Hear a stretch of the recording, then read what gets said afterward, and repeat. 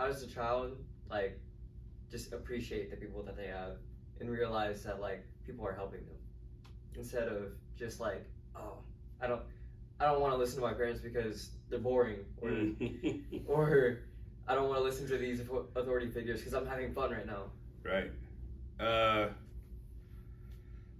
would say I always say comparison is the catalyst for anxiety, depression, and anything else that makes you feel less than about yourself, right? And a lot of times with kids, specifically young men, as well as older men, we always compare ourselves to somebody else's situation, right?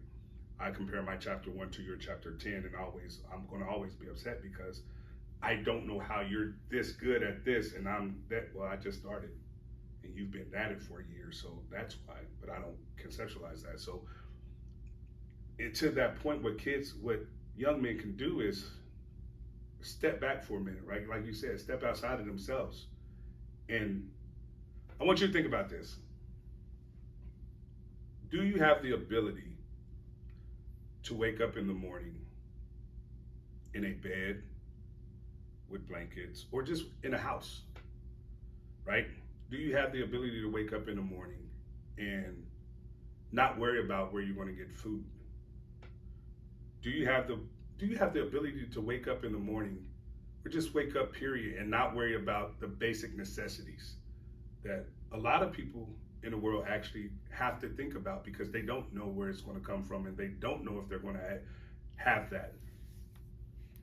If you say, I don't worry about where I'm going to sleep, I don't worry about what I'm going to eat, I don't worry about if the Wi-Fi is working or not, right? If I'm not worried about a lot of things that I see a lot of people worried about, chances are you probably got a pretty good life and you probably have a lot of people that really care about you.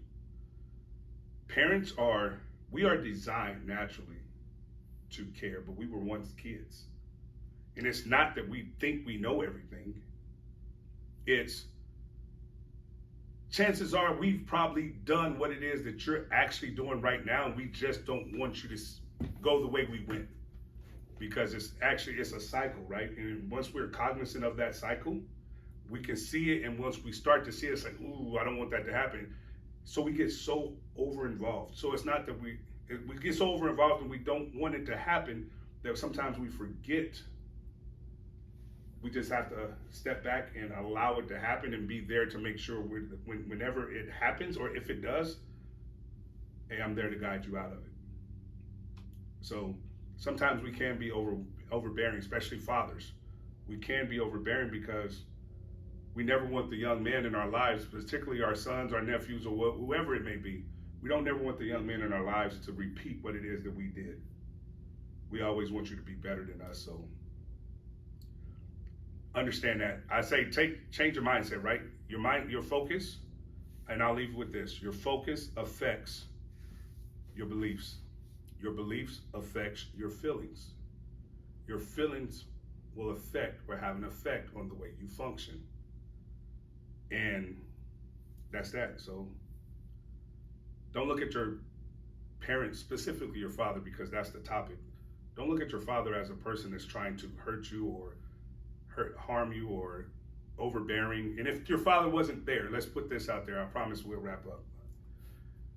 If your father is not there, and I'm speaking from experience, don't look at your father as something negative.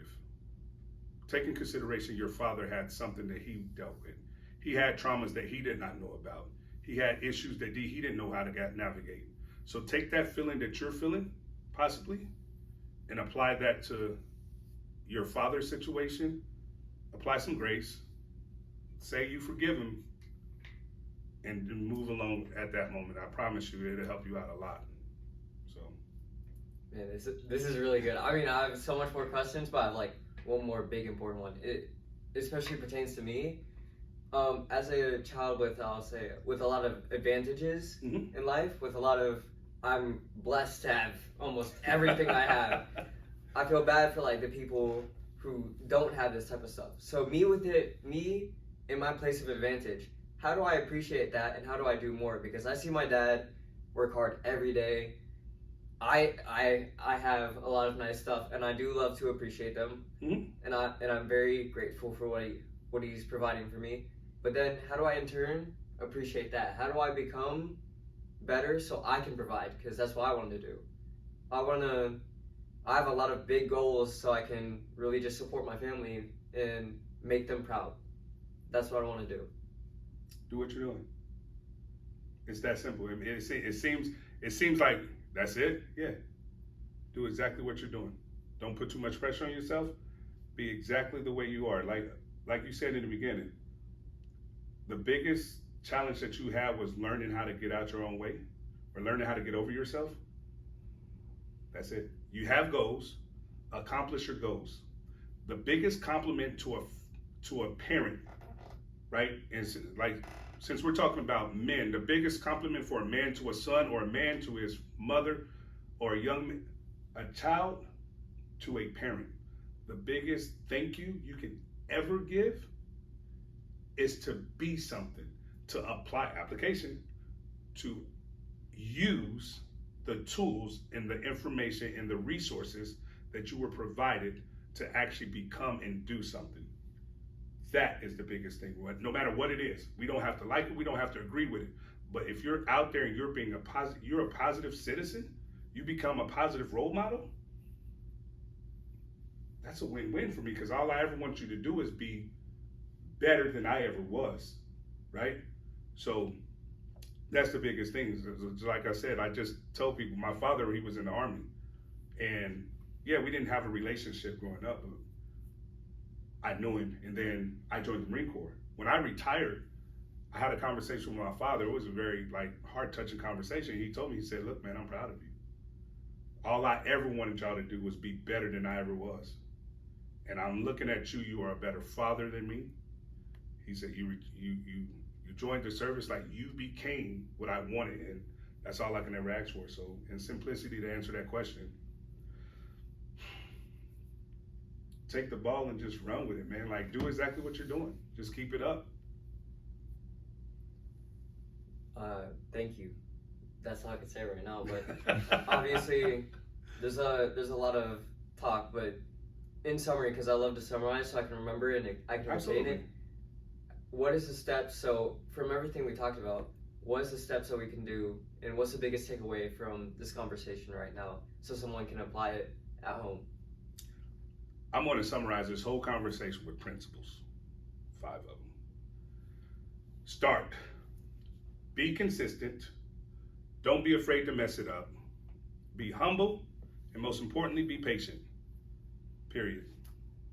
All right, those are noted. Definitely, those are like definitely big. So if you weren't listening, that's the biggest thing you need to listen to right now. I definitely appreciate you. Thank you for the conversation. Did you like that episode? Thank you for watching. Let us know in the comments what you'd like to see next. Before you go, subscribe and click that like.